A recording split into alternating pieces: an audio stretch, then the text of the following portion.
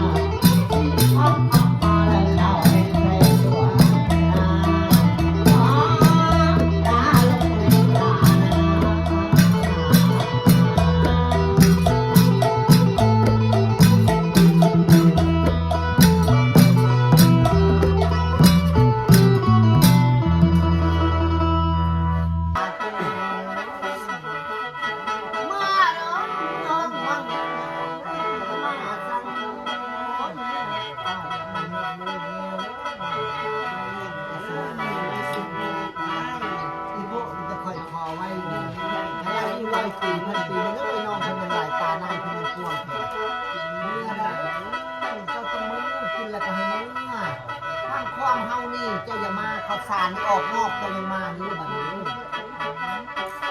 แม่เมื่อตำราจะลองกองเจ้าเที่ยวท่านตั้งผู้หาว่าให้ตายเมื่อเด้อตกปีนี้ปีหน้าปีสิมาโอ้ยบอลอีกรอบทำไทยท่านก็หนาบ้านเลยพอเลยโพดโพดเลยไม่ยืดไม่ยืดไม่ยืดรักมากินรักเหนื่อยเด้อเป็นไรเจ้าของออกลูกออกตาซะนั่งน้ำหนามาที่มากินมาเอามากินพวกกินซุปก็มีพวกกินดิบก็มีแล้วก็หามันก็ได้เงินในทางอย่างในเกมเลยพวกกินดิบก็กินพวกกินซุปก็กินว่าทรายในดอนก็ดีต้องให้ทำนาหน้าทำต้นก็ได้มึงเนาะมึงเอาตามหน้าจะลองต่อเต่าเที่ยวท่านร่างกว่าบ้องเลยตายอีพ่ออีมาเนาะมึงเอาแล้วตบยันกันมา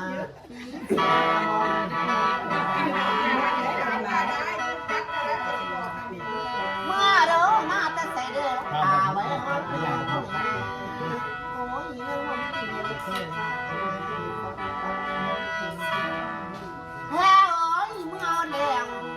เจ้ายังโง่ตาโคงขึ้นมาจะมุ่งเก่าบ่เอาเลยเมื่อเด้อปีกนวดบ้านหลังเวลาหอมดอกนั้นนวดบ้านเก่าอีพ่อ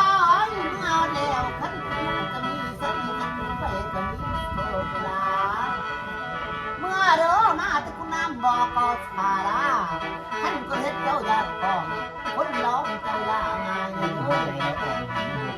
เด้อเขาลือแล้วเสือแล้วกินใจท่านหากินใจหนูเลี้ยงเขาหมกมดนะกัดเรานะกัดเป่าไม่แก่นโอ้ย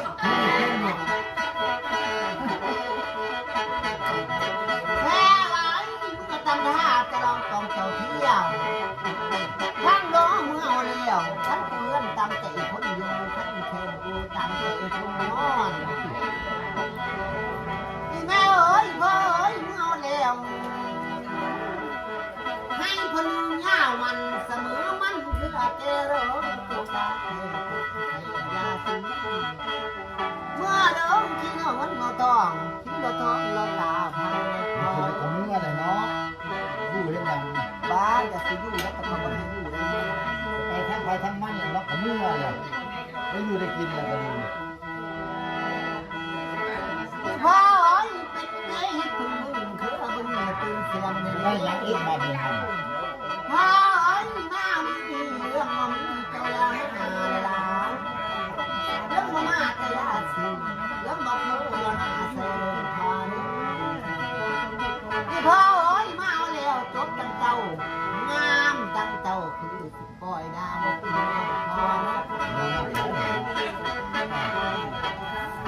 พอมักย่อทั้งนั้น